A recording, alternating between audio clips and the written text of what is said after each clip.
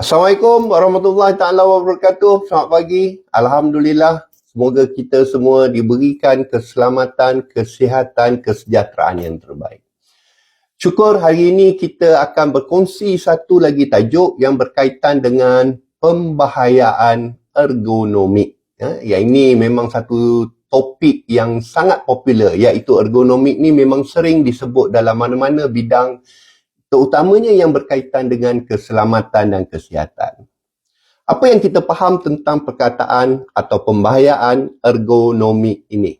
Ergon ini maksud dalam bahasa Greek lama dulu membawa maksud tempat kerja. Ergon tempat kerja, nomik bermaksud susun atur ataupun peraturan ataupun tata cara untuk kita melaksanakan sesuatu kerja. Jadi bila kita bergabungkan dua perkataan tadi, ergonomik iaitu bagaimana atau tata cara bagaimana kita menyelesaikan tugasan dan tanggungjawab kita di tempat kerja. Baik, apa yang kita perlu beri perhatian tentang ergonomik? Ergonomik adalah secara definisinya ialah menjelaskan bagaimana hubungan pekerja manusia dengan persekitaran tempat kerja. Jadi dengan konsep ergonomi ini melihat bagaimana hubung kait kesesuaian tempat kerja dengan pekerja. Bukan pekerja yang menyesuaikan diri dengan tempat kerja, tetapi memberi penekanan kepada bagaimana tempat kerja tadi sesuai dengan pekerja tadi. Yang ini mungkin banyak perkara yang boleh dibincangkan di sini. Saya nak kongsikan dengan tuan-tuan dan puan-puan ada dua jenis kecederaan yang selalu dikaitkan dengan ergonomik. Biasanya yang pertama ialah musculoskeletal disorder. Biasa disebut kecederaan yang berkaitan dengan tulang belulang, urat, saraf, sendi dan anggota badan. Dan biasanya dikaitkan dengan isu-isu seperti low back pain, sakit belakang, carpal tunnel syndrome dan pelbagai lagi isu-isu yang berkaitan atau kecederaan yang berkaitan dengan MSD ini atau musculoskeletal disorder. Dan yang kedua dikaitkan juga dengan SBS, sick building syndrome. Iaitu apabila kita masuk dalam sebuah bangunan ataupun kita masuk ruang bekerja, kita rasa kurang selesa. Ada banyak kita rasa ketidakselesaan apabila masuk ruang kerja, susah bernafas, batuk, bersin. Yang ini banyak berlaku terutamanya di pejabat-pejabat ataupun di bangunan-bangunan yang tidak diurus atau diselenggara dengan baik. Ini dipanggil sick building syndrome.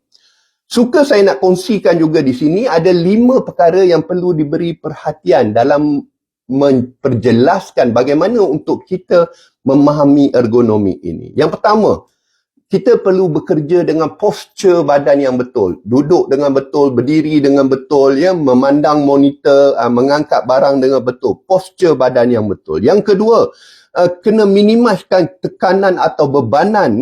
Pergerakan-pergerakan yang berlebihan ni tolong eliminate atau delete semua pergerakan-pergerakan yang berlebihan. Susun atur, yang ketiga susun atur peralatan, perkakas, instrumen-instrumen tu, peralatan yang kita gunakan untuk kerja tadi mestilah dalam ruang jangkauan kita. Itu yang ketiga. Yang keempat, bekerja pada aras ketinggian yang betul. Jangan meja tu terlalu tinggi atau meja tu terlalu rendah, kerusi terlalu tinggi, kerusi terlalu rendah. Bekerja pada aras ketinggian yang betul. Dan yang kelima, ruang kerja perlu kondusif. Apa maksud kondusif? Bersih, saiz ruang yang mencukupi, yang optimum, pengudaraan mesti bersih dan cukup higien, pencahayaannya perlu baik.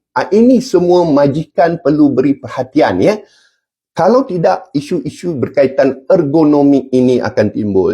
Jadi, digalakkan semua kaki tangan untuk melakukan break ataupun senaman ringan selepas duduk bekerja selepas 2 jam atau 1 jam setengah, pergilah break. Kalau kita perlu pergi bilik rehat, minum kopi, duduk, buat sedikit senaman-senaman ringan untuk memastikan badan kita sihat, segar dan sentiasa fit to work.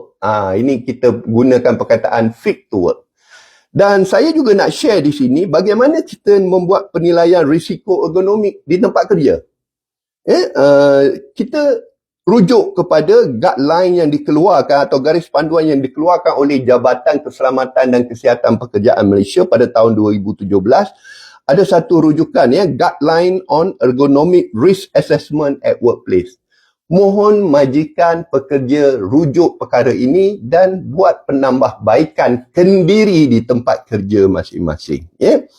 Dan banyak sebenarnya perkara-perkara yang boleh kita bincangkan di sini seperti reba, rula, bagaimana instrumen-instrumen yang digunakan, ETP, Ergonomic Trained Person, yang berkaitan dengan ergonomik. Tetapi itu saya tidak akan kongsikan hari ini, tetapi saya akan kongsikan di sesi yang akan datang. Baik, semoga kita mendapat manfaat dan keceriaan dalam setiap hari kita bekerja. Tunaikan amanah dengan penuh tanggungjawab, hindari kecederaan dan ketidakselesaan di tempat kerja. Yang baik kita kongsikan, yang tak baik kita tolak ke tepi, delete atau ignore sahaja. Kalau ada soalan, jangan lupa tanya di ruangan chat dan sebagainya. Boleh? InsyaAllah saya akan jawab sebaik mungkin. Wassalam, kita jumpa lagi di lain sesi perkongsian. Terima kasih.